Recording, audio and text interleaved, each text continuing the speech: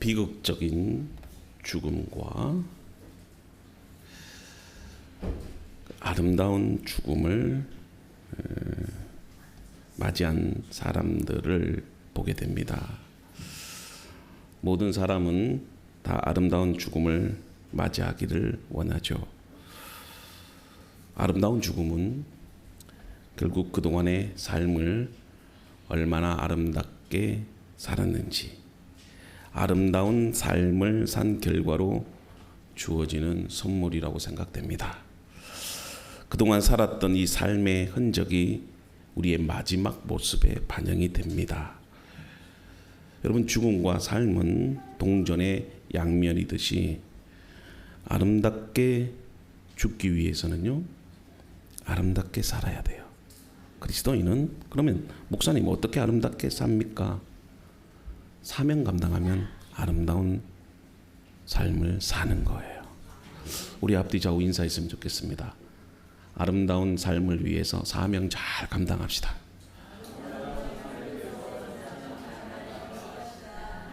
오늘 말씀의 제목이 죄를 품은 거룩한 자가 아니고, 저 자막을 잘못 나왔는데 아름다운 죽음이에요.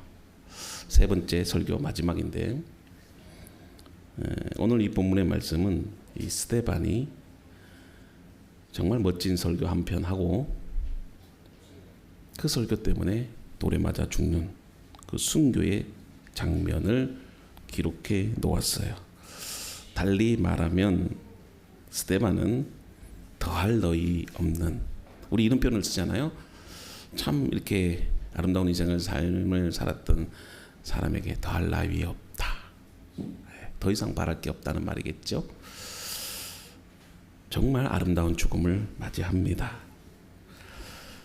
그리고 영원히 이 땅을 떠나서 우리가 천국에 가는데, 자, 그러면 천국에는 도대체 어떤 일들이 일어나는가? 오늘 그 말씀을 통해서 우리에게 보여줘요. 자, 어떻게 우리가 이 스데반처럼 아름다운 인생, 아름다운 죽음을 맞이할 수 있을까? 그걸 오늘 본문의 말씀을 통해서 한번 나눠보고자 해요. 자, 스데반의 마지막 죽는 장면이 기록이 되어 있는데, 그는 죽는 순간에 지금 예수님을 봅니다. 그래서 56절에 보면 말하되 보라, 하늘이 열리고 인자가 하나님 우편에 서신 것을 보노라. 여러분, 만약 이 세상을 떠날 때 정말 예수님께서 천국에서 우리를 맞이하고 있는 모습을 보면 얼마나 행복할까요?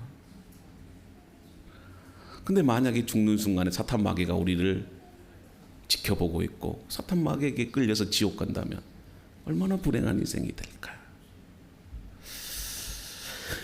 여기서 우리는 몇 가지 짚어야 할 그 구절이 보이는데요. 많은 성경학자들이 지금 이 56절을 주목해요. 자, 그 이유가 뭐냐? 이 스데반 집사님이 죽는 순간에 예수님에 대해서 이야기를 해요. 우리는 죽음의 순간에 자식들아 행복하게 살아라, 내가 남겨준 유산 갖고 싸우지 말아라, 마지막 순간에 이 얘기를 하잖아요. 그런데 스데반 집사님은 지금 예수님에 대해서 얘기를 합니다. 근데 예수님을 표현하는 단어가 뭐라고 돼 있죠? 인자. 인자가 하나님 우편에 서 있다. 여러분, 인자가 뭘까요? 한문으로 하면 사람 인자의 아들 자자예요. 뭐 어렵지 않죠? 예. 예수님은 사람의 아들이다. 지금 이것을 표현합니다. 좀 이상하지 않아요? 하나님의 아들이다, 이렇게 표현을 하면 좀 공감이 되고 이해가 되는데, 사람의 아들이었다.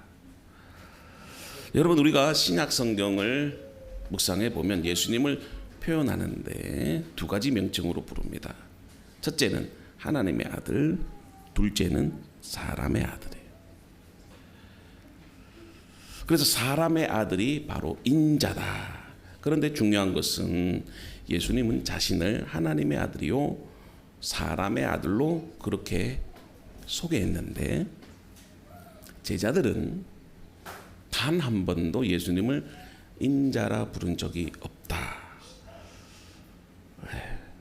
그래서 여러분들 마태복음 16장 16절에 예수님이 제자들에게 도대체 세상 사람들이 나를 누구라고 하느냐. 그랬을 때에 제자들이 뭐라고 합니까? 어떤 제자들은 엘리야고 어떤 제자들은 선지자고 뭐 어떤 사람들은 위대한 사람이다. 뭐 그렇게 좋게 이야기를 하더라고 합니다. 근데 예수님의 마음에 썩 들지 않아요. 그때 베드로가 나서서 뭐라고 이야기를 하지요? 주는 그리스도시요 살아계신 하나님의 아들이십니다. 근데 여기서도 인자라는 단어를 쓰지 않아요.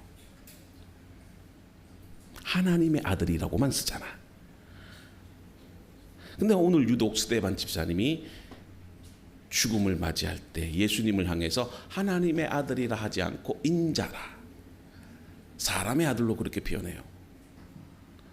왜 그러면 인자라고 불렀을까? 스데반은 자신이 이 돌에 맞아 죽는 순간 그때 하늘이 쫙 열리고 하나님의 보좌가 있는데 그 곁에 누가 계신다? 예수님이 서 있다. 자, 스데반이 발견한 예수님은 완벽한 하나님이실 뿐만 아니라 완벽한 인간이 되심을 지금 고백하고 있는 거예요. 여러분, 물론 예수님은 하나님이시죠.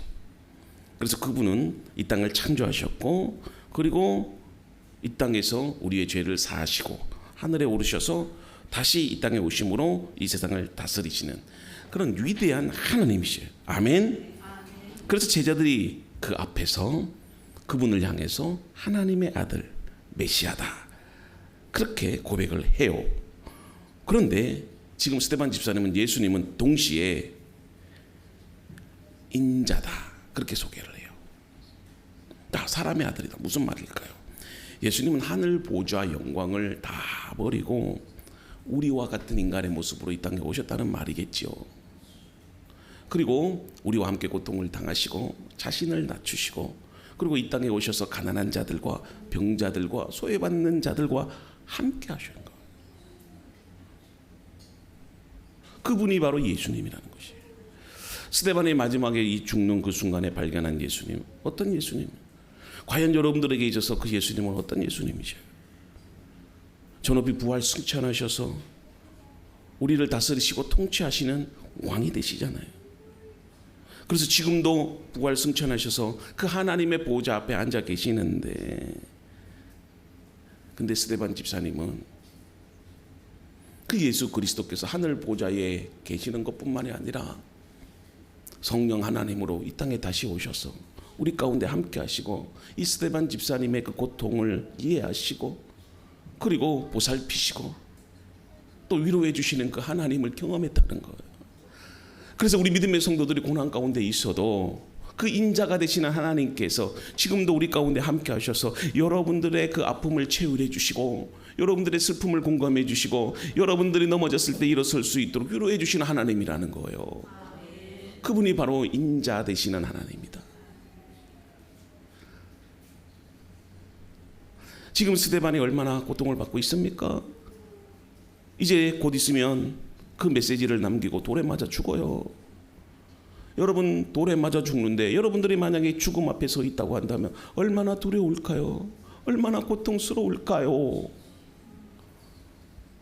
근데 예수님도 우리 옆에서 그 고통을 치유해 주시고 우리의 손을 잡아주시고 우리와 함께 해주시고 우리를 위로해 주신다는 거예요. 지금 스데반 집사님이 정말 하늘을 우러러 볼 때에 그 하늘 보좌에서 정말 주님의 그 영광스러움과 그 옆에서 서서 계시는 그 예수님을 본 거예요. 얼마나 멋진 죽음이에요. 여러분들이 만약에 이 세상을 떠날 때 하늘의 문이 열리고 그 가운데 주님의 보좌가 계시고 그 옆에 예수님께서 서서 기다리고 있다면요, 행복한 죽음이겠죠. 사실 우리가 이 땅을 살아가면서도 그런 소망을 품고 살아가는 건 아니겠어요? 바로 스데반 집사님은 마지막 그 순간에 그 인자를 발견했던 거예요. 그래서 제자들도 부르지 못한 인자 되시는 예수님, 그 예수님을 인자라고 표현했던 거예요. 자, 그리고 그 다음에 중요한 단어가 나오는데, 그 인자 되신 예수님께서 하늘 보좌에 서서 계셨다. 서서 계셨다. 자, 보시오. 하나님 우편에 서신 것을 본다. 우리가 성경에서 종종 보는 바와 같이 예수님이 부활 승천하셔서 하나님 보좌 우편에 앉으셨다, 그런 고백을 하잖아요. 왜냐하면 통치하고 다스리시는 분이니까. 여러분, 앉으셨다고 이 묘사되는 이 표현은 속죄의 사역을 다 마치셨다, 이 뜻이에요. 그런데 스데반 집사는 예수님의 어떤 모습을 보았느냐 하면 예수님이 앉은 것이 아니고 스탠딩하고 있는 거, 서 있는 걸 보셨다 그래요. 그래서 여러분, 이 표현에 대해서 주석을 달았는데요. 벵겔이라고 하는 아주 유명한 신학자가 있어요. 이 구절을 이렇게 해석했어요. 예수님이 왜 일어서셨을까? 그것은 예수님께서 스데반 집사를 환영하기 위해서 일어섰다는 거예요. 무슨 이야기입니까? 왜 섰다고 표현할까요? 예수님이 지금 이렇게 말하는 거예요. 스데반 집사야, 어서 올라오너라. 너의 순교를 보고 내가 너무나도 감격해서 더 이상 앉아 있을 수가 없어. 그래서 내가 너를 위해서 이렇게 보좌 위에서 일어서서 너를 맞이한다. 그의 삶이 얼마나 아름다웠으면 예수님이 벌떡 서서 그 스데반 집사님을 환영하겠습니까? 여러분, 우리가 이 땅을 떠나 천국에 들어가는 순간 정말 주님께서 앉으셨던 그 보좌에서 벌떡 일어나 여러분들을 맞이한다면 멋지지 않을까요? 그러면서 여러분들을 안아주시면서 수고했다, 이제 나와 함께 영원토록 이 천국에서 함께 살자꾸나. 그리고 여러분들의 자녀들, 여러분들의 남편, 아내, 할아버지, 할머니 다 천국에 있다면 정말 행복하겠죠? 이보다 더한 영광이 어디에 있겠습니까? 도대체 스데반이 어떤 삶을 살았길래? 오늘 그 포인트를 여러분들에게 지적하려고 해요. 첫째, 하나님 말씀에 올바르게 여러분들 반응해야 돼요. 따라서 해봅시다. 하나님 말씀에 올바르게 반응합시다. 날 보지 말고 옆에 분들에게 좀 이렇게 조언하는 표현으로 해보세요. 하나님 말씀에 올바르게 반응합시다. 우리 스데반 집사님을 죽인 자들을 우리가 한번 생각해 보는데, 소위 가해자들이죠. 자, 그들이 누굽니까? 사내들인 공의의 회원입니다. 유대는 종교와 정치가 하나입니다. 우리나라 헌법에는 정치와 종교가 분리되어 있지만 유대 종교는 그렇지 않아요. 유대인은 그렇지 않아요. 그래서 사내들이 지금으로 말하면 국회 정도 되는 정치와 종교를 통합하는 곳입니다. 근데 그 회원들이 예수님을 죽인 것. 자, 다른 말로 표현하면 이스라엘의 지도자들이죠. 또 오늘날 우리에게 적용해 보면 교회의 지도자들이에요. 근데 그들은 사내들인 공회는 율법학자들이고 또 성경 해석에 능독한 자들입니다.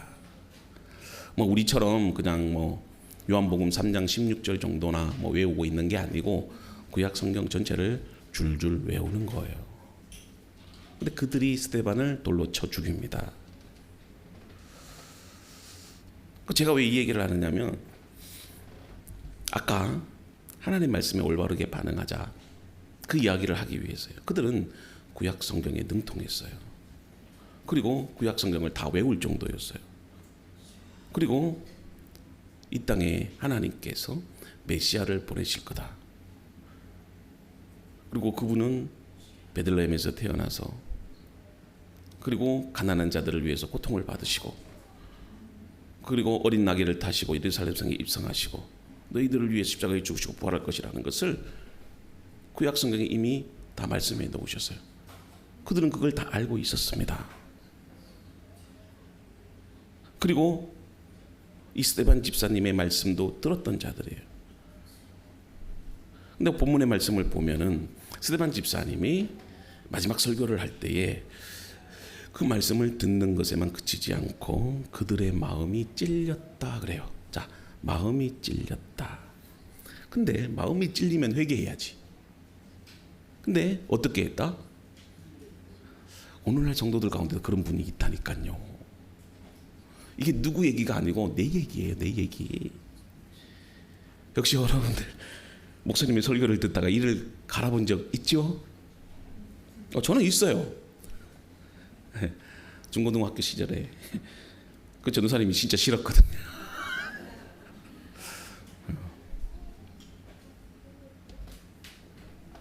여기서 찔렸다, 마음이 찔렸다, 이 표현은요 디에프리온토라고 하는 헬라어에서 유추가 된 말인데, 헬라어 원어를 직역하면은 화살이 관역에 꽂혔다는 말이에요. 얼마 전에 여러분들 파리 올림픽이 있었잖아요. 많은 경기 종목 가운데 뭘 좋아했어요? 저는 양궁이에요. 양궁. 세계 최고의 실력이잖아요. 먼 거리에서 아주 조그만한 관역. 관역 자체는 근데 그 10점이 진짜 눈에 보이지도 않아. 근데 그 10점을 콱콱콱 맞춰요. 바로 그 표현이에요. 본문의 말씀에 사내들인 공회들이 그 스데반 집사의 설교를 듣고 마음이 찔렸다. 그러니까 지금 양궁의 화살이 관역에 꽂히는 것처럼 그들의 심령에도 말씀이 꽂혔다는 거예요. 아멘. 아멘. 여러분 잘 보세요. 하나님의 말씀은 항상 우리 가운데 꽂힙니다. 그 누구도 부인할 수 없어요. 근데 문제는 뭐냐? 반응이에요. 반응. 전곡에 딱 꽂혀요. X10에 꽉 꽂힌 거예요. 그래서 이 사내들인 사람들이 스데반이 설교할 때 이 설교가 남의 이야기가 아니라 자신을 두고 하는 그 말씀이다. 이걸 찰떡같이 알아들었다는 거예요. 그렇다고 해서 은혜 받았다는 게 아니라, 여러분 잘 보세요. 지금 화살이 관역에 꽂혔다는 말은 관역이 빗나갔다는 게 아니에요. 지금 말씀이 그냥 그들이 한 귀로 듣고 한 귀로 흘렸다는 게 아니에요. 심령 속에 꽉 박혔다는 거예요. 근데 자신들이 그 말씀과 상관이 없다고 생각 안 했어요. 분명히 내게 하는 말이다. 내게 하는 말씀이다. 야, 저 스데반이 어떻게 알았지? 나에게 얘기하고 있구나. 그래서 여러분 마음이 찔렸다는 거예요. 관역에 화살이 꽂히듯이 하나님의 말씀이 그 마음을 탁 찔러버린 겁니다. 근데 문제는 그게 다가 아니에요. 하나님의 말씀이 우리의 마음에 찔렸다 하더라도 그 다음에 우리가 어떻게 반응하느냐, 여러분 이게 중요합니다. 사실 우리는 하나님 말씀에 찔림을 받기 위해서 나온 사람들이에요. 아멘. 그래서 무슨 말씀이든지 이거는 나를 향한 말씀이구나. 근데 어떤 집사님은 오늘 이 권사 잘 왔다. 권사님 죄송해요. 그게 아니고 아니, 이라는 표현은 가까이에 있는 것에서 그 지시대명사 디스를 말하는 거예요. 이거 꼭 들어야 되는데 하필이면 오늘 왜 우리 남편이 안 왔을까?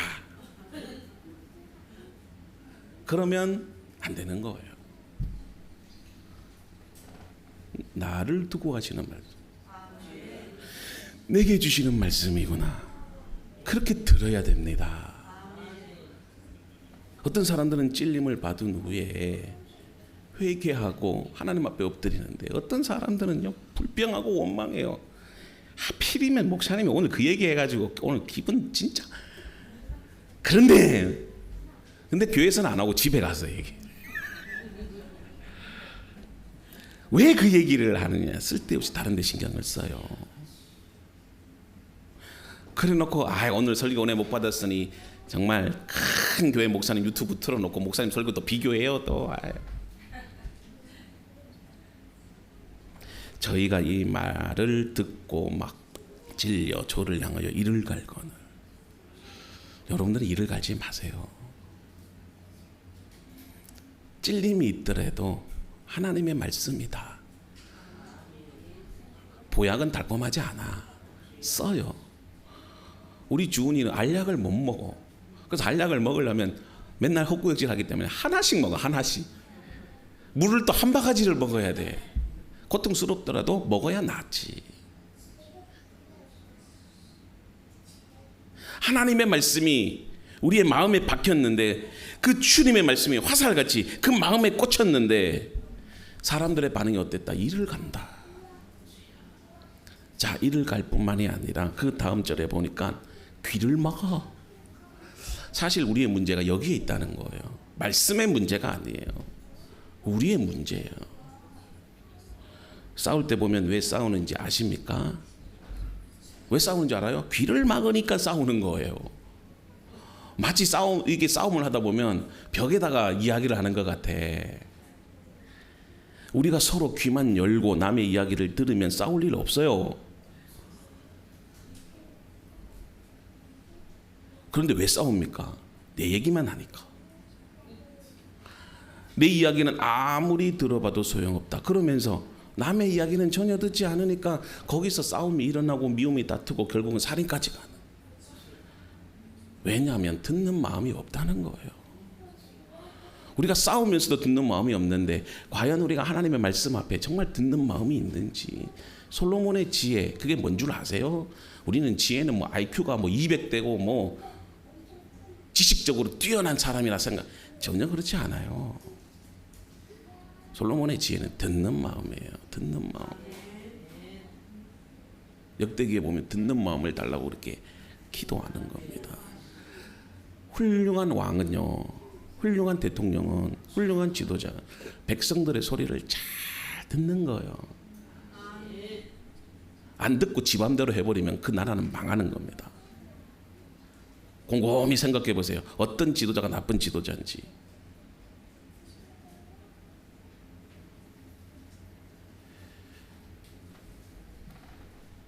귀를 막는 거예요. 귀를. 이런 사람들은요, 아름다운 인생 살 수 없어요. 자기가 뭐 돈을 많이 벌어도요, 나중에는요, 사람들이 다 손가락질하고 욕해요. 그래서 여러분들, 우리의 마음의 귀를 열면요, 하나님의 말씀이, 은혜가 충만해져요. 정말 우리의 귀가 열리면은요, 남편을 이해하게 되고 자식들을 이해하게 되고 모든 것이 다 이해가 됩니다. 감동이 와요. 여러분, 사내들인 이스라엘 지도자들, 성경 박사들이라고 하는 이들은요, 하나님의 말씀을 듣는데 귀를 막아버리는 겁니다. 그러나 똑같은 맥락에 보면요, 잘 보세요. 여러분들 잘 아는 말씀, 사도행전 2장 30절에 보면, 자, 베드로가 성령 충만을 받고 성전에서 하나님의 말씀을 전합니다. 그때도 동일하게 역시 찔렸다라는 표현이 나와요. 잘 보세요. 오늘 본문에 나오는 듣고 마음에 찔려하고, 사도행전 2장에 나오는 베드로의 설교를 듣고 3,000명이나 되는 사람이 듣고 마음에 찔렸다고 해요. 보세요.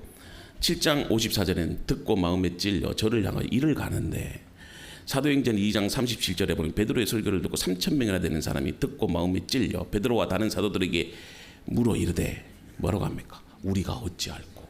우리가 어찌할꼬? 여러분들은 어떤 표현을 하시겠어요? 그래요. 우리가 어찌할꼬? 마음이 동일하게 찔렸어. 하나님의 말씀이 화살처럼 그 마음 10년 가운데 사내들인 공유의 사람들하고, 그리고 베드로가 설교할 때 3,000명의 그 사람들의 마음속에 동일하게 찔렸는데, 베드로가 뭐라고 설교합니까? 너희가 예수님을 십자가에 못 박았다는 거예요. 그 얘기를 듣고 3,000명이나 되는 사람이 회개하고, 이제 우리가 어찌할꼬? 그래서 베드로가 뭐라고 합니까? 회개하고 성령을 받으라 그러잖아요. 실제로 누가 예수님을 십자가에 못 박았어요? 로마 군병이 박았잖아. 아무리 유대인들이 십자가에 못 박으라고 해도 본디오 빌라도가 허락하지 않으면 예수님을 십자가에 못 박을 수가 없어요. 특별히 사형에 해당되는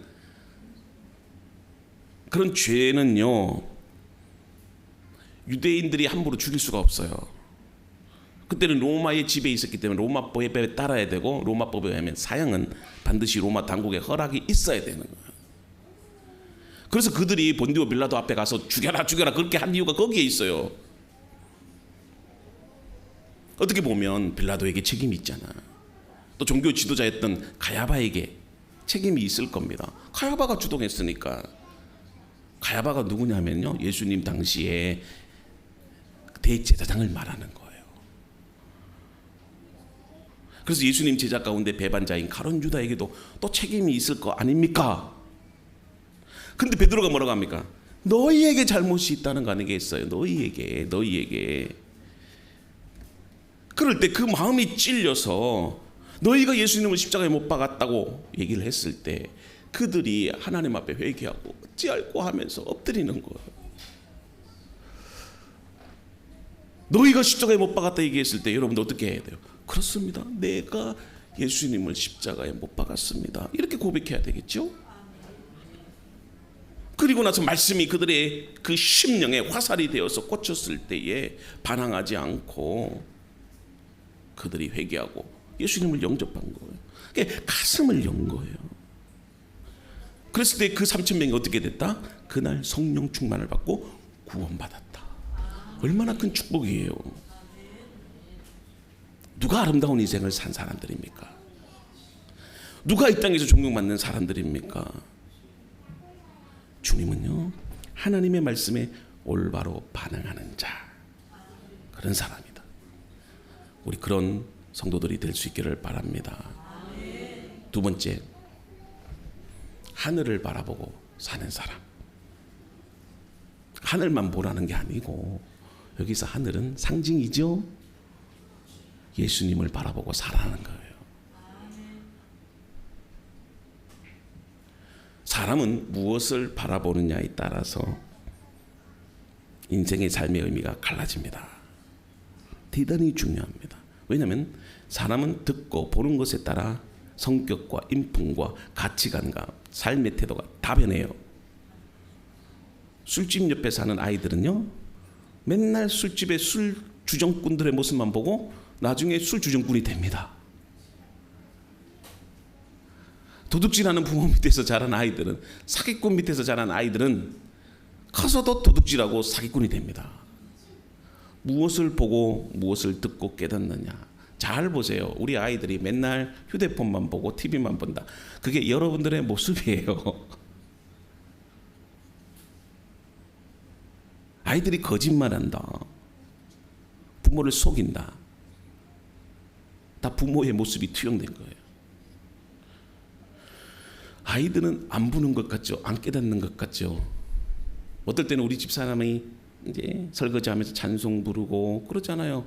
꽃들도 뭐 이렇게 찬송 부르는 맨날 나오잖아요. 그걸 앉혀놓고 2박 3일 동안 이렇게 가르친 게 아닙니다.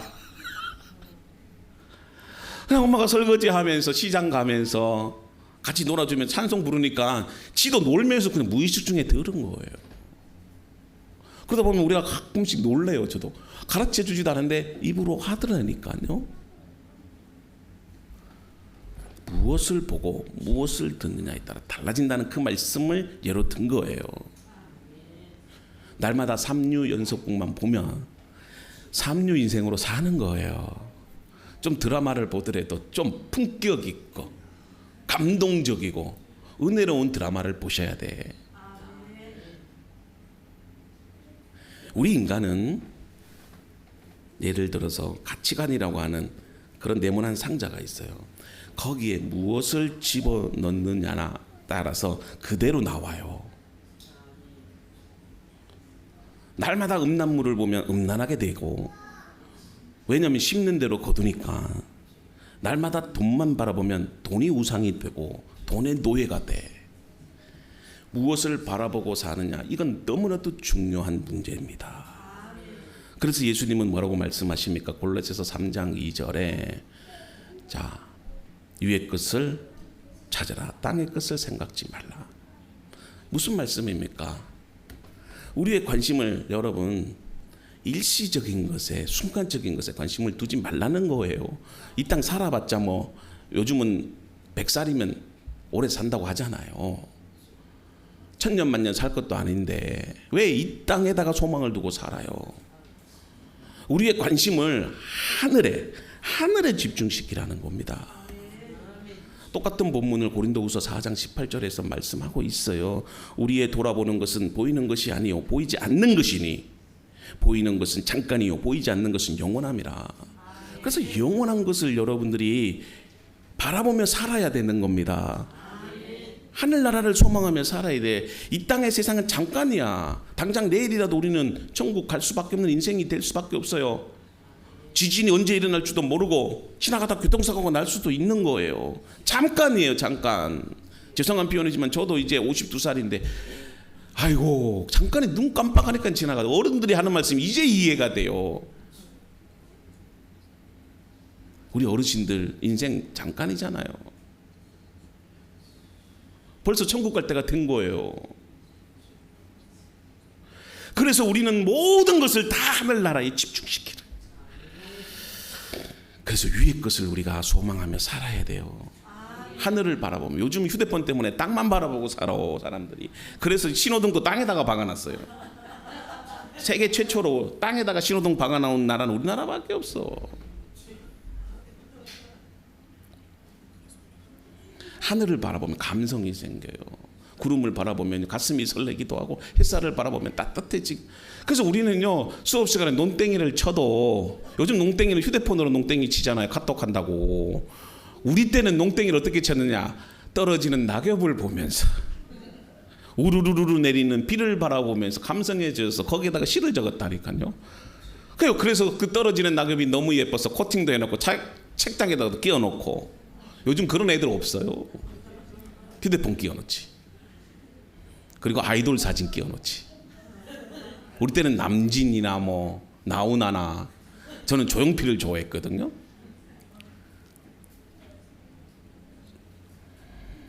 하늘을 바라보며 삽시다.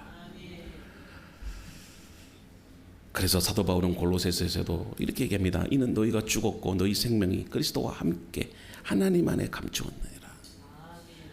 여러분 예수 믿는 것은 사실 죽는 걸 말해요. 더 정확하게 이야기하면 내가 관뚜껑에 들어간다는 이 얘기가 아니고 가치관이 바뀌는 거예요. 내가 죽는 거. 내 교만했던 마음이 죽고 내 가치관이 죽는 걸 말해요. 예수 믿는 것은 그래서 생각이 바뀌는 거고 가치관이 바뀌는 거고 거룩한 삶이라는 것은 태도가 바뀌는 걸 말해요. 뭐 우리가 죄 안 짓는다 그게 아니다. 세상의 쾌락, 세상의 돈 이런 것에 대해서 내가 죽는 걸 말해요. 죽은 사람 보셨어요? 죽은 사람 앞에 재밌는 드라마를 틀어놓으면 죽었다가 허허허허 하면서 막 일어나는 사람 보셨어요? 아마 진수성찬을 차려놔도 벌떡 일어나지 않아요. 마찬가지입니다. 죄의 유혹이 있더라도요 내가 예수 안에서 죽는 사람은요 이겨나간다는 거예요. 그 얘기를 하기 위해서 이 표현을 쓴 겁니다. 우리의 생명은 다른 데 있지 않아요. 하나님 안에 감추었다. 보세요. 하나님 안에 감추었다고 해요. 감추었기 때문에 세상 사람들은 몰라. 이 영적 비밀을. 예수 믿으면 얼마나 행복한지, 예수 믿으면 얼마나 값진 인생이 되는지를 몰라요. 이 감추었다는 말은 하나는 안전하다는 거예요. 하나님 안에 우리가 보호된다는 겁니다. 사실 우리는 다 죽어야 되는 인생이에요. 근데 하나님이 보호하시기 때문에 하느님이 보호하사. 저는 보호하사라고 안 해. 그냥 보호하사라고 부르지. 공식적인 데서는 보호하사로 부르세요. 또 우리나라 만세, 우리 교회 만세, 우리 가정 만세가 되는 거예요. 우리도 귀중한 곳, 안전한 곳에 감춰놓지 않습니까? 가장 안전한 근거가 뭔 줄 아세요? 하나님 안에 있어요. 동시에 한 가지를 더 얘기하는데 겉으로 보기에는 예수 믿는 사람이 믿지 않는 사람과 별반 차이가 없어 보이죠. 오히려 못할 때가 있어요. 믿지 않는 사람은 수단과 방법을 가리지 않고 거짓말을 해가면서 사업을 일으키잖아요. 근데 우리는 그렇게 할 수가 없어. 돈도 사랑하지 않아. 쾌락도 사랑하지 않아. 그래서 사람들이 예수 믿으면서 사는 재미가 없대요. 불신자들이 그런 얘기를 하잖아요. 난 천국 안 갈란다. 왜 천국 안 갈란다 그러면 천국에 가면 술집도 없잖아. 천국에 가면 노래방도 없잖아. 그럼 뭔 재미로 천국 가? 사도는 이렇게 얘기를 합니다. 우리의 생명이 보이지 않아서 그렇지 이 세상 사람들이 꿈도 꿀 수 없는 놀라운 기쁨과 감사와 영광이 하나님 안에 감추어져 있다. 그거는요 발견한 사람만 아는 거다. 그전에는 몰랐죠. 예수 믿는 사람들이 바보처럼 보이고 어리석게 보이고 재미도 없어 보여. 사실 그렇잖아. 예수 믿는 사람 따분하잖아. 맨날 일요일 날 교회 가서 교회에 하루 종일 있네. 하나님 안에 감춰 있기 때문에 그래요. 그 기쁨을 말로 표현할 수가 없어요. 그래서 하늘나라를 바라보며 살아라 그런 거. 시간이 또 벌써 저렇게 오래 갔네요. 지금 반도 안 했어요. 다음 주에 합니다. 아름다운 인생, 오늘 말씀처럼 살기를 바래요. 정말 말씀이 내 안에 쏟아질 때에 그걸 아멘으로 받아들이면 다 내게 유익이 되고, 내게 있어서 기쁨이 되고, 내게 있어서 소망이 됩니다. 그리고 세상 것 바라보지 말고 하늘 바라보며 삽시다. 주님 바라보며 삽시다. 반드시 놀라운 축복이 있을 줄로 믿습니다. 하나님 감사합니다. 오늘 말씀처럼 저희들이 순종하는